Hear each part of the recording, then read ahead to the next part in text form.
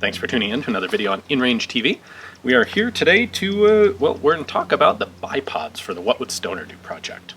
The one that we've been working with is this Spartan Javelin bipod. It's made of carbon fiber and it weighs like less than air. And it mounts to the gun with a rare earth magnet. Rare earth magnet. So when we first came across these, we were really excited. Adjustable length, folding. The fact that it attaches with the magnet means you can just keep it stowed in a pocket, in a pouch, on your person until you need it, and then you can just pop, boom, it's on. And this seemed like a fantastic, perfect fit for the rifle concept that we were going with. Well, it's using modern materials and a modern mounting system, and so therefore it has that approach of using modern materials in manufacturing to make a difference in terms of weight. Exactly. Yep. And initially, just playing with this thing out on the range seemed like it worked really well. But then we started taking it to matches, and I'm conflicted because I still really like the concept, but it just didn't work out for us as well as we needed it to. Well, let me be fair. I was the first one to betray the project because you may notice. Guess what's on here? Yeah, it doesn't look like carbon This fiber. is a Harris. It's a big old heavy Harris, right, with spring-loaded everything. It does have a QD mount on it, which is an arms mount. It pops on and off with a Picatinny. And this happened because we went to an Arizona 2-gun match, and I was using the same Javelin bipod you were, and we had a stage where we had to put the gun down, run back, do a kettlebell run, come back, get back on the gun, and a couple things kept happening. Bring that up into camera view a little bit. These kept closing on me like this. This happened a couple times where it just wouldn't stay open, and one time it even fell off at one point. And I had some problems with it as well. This has a limited range of traverse here. Yes. And what would tend to happen is it would bend to one side, and then it's just not very stable at that point, and the rifle falls over very easily. So the places where this worked well were where you were in a static position. In fact, stage 7 of the Tiger Valley match. This worked perfectly. It was exactly what we had envisioned, which was Yes. I need a bipod for a duration of time. That stage was 30 minutes long. Yep. Doing it without a bipod would have been awful.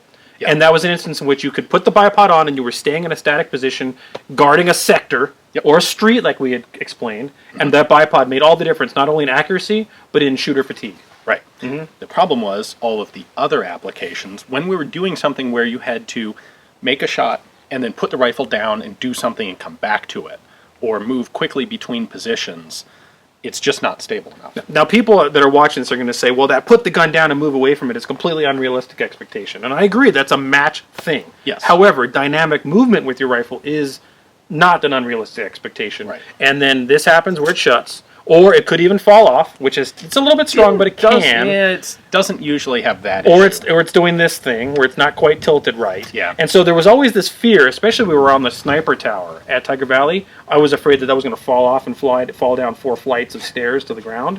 But you got to put it on, you got to take it off, then it's got to be in your gear, and then it closes on you. And it's just not sufficiently stable when you need it to be in those dynamic environments. Right. And even if you're just using it like the top of the sniper tower, putting this in, opening it, and then having it in the correct position. The problem is, with that thing, you pop it open, and then you can put a lot of force on that thing. You can slam the rifle around on that bipod. Yep.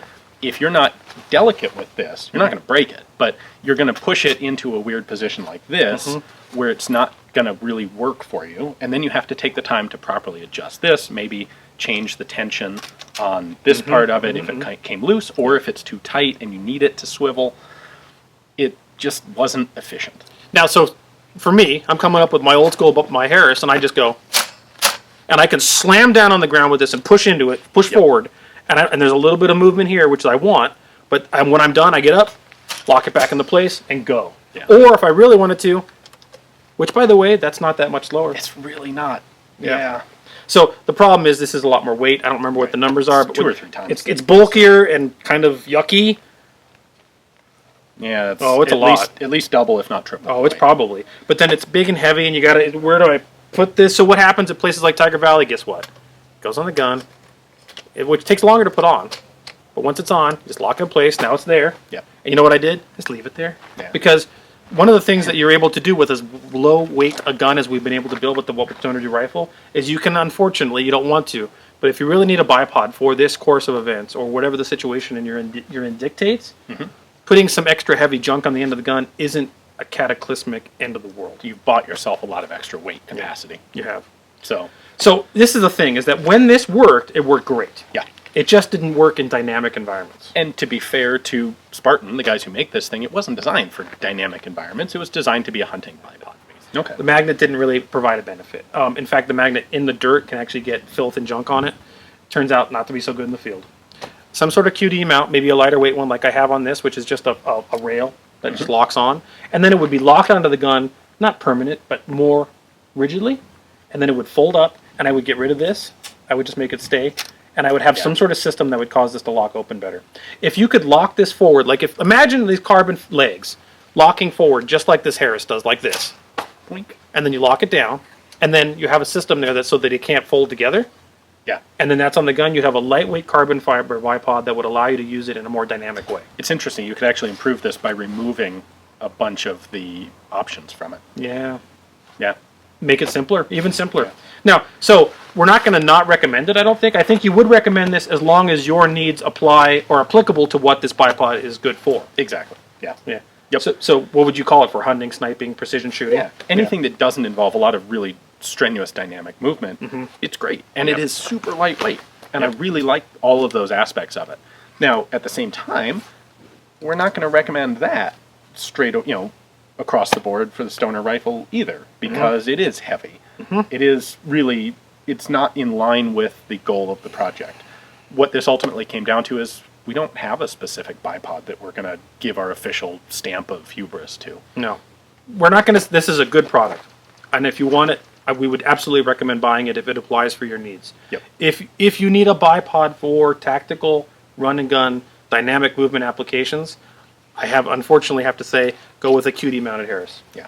And there does not appear, maybe someone in the audience is aware of it, we're going to hear in the comments, I'm sure, maybe there is a better solution out there, but as in terms of our research, we do not have a bipod standard for what was done. Well, we'll continue. We'll look at SHOT Show this year. Maybe or something's next come. year, January 2018. We'll see what, who knows, what may turn out there. These guys may come up with some new modifications, new versions.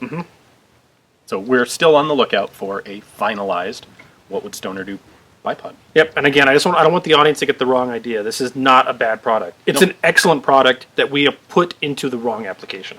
Same thing applies to the Harris. Yeah. So if you want lightweight, Harris is not a way to go. No, but it is still an excellent product. It's the bipod that works, and there's better ones and there's even heavier ones than this. Oh, yeah. But again, good product, great product. In fact, as long as you apply it appropriately. Yeah. We'll look at SHOT Show. Maybe there's something else, but unfortunately, we just cannot give it the stamp of hubris for the What Would Stoner Do project, just because it doesn't apply towards our applied goals. Yep. So sorry, Spartan. There it is. Hopefully you guys enjoyed the video. We don't always...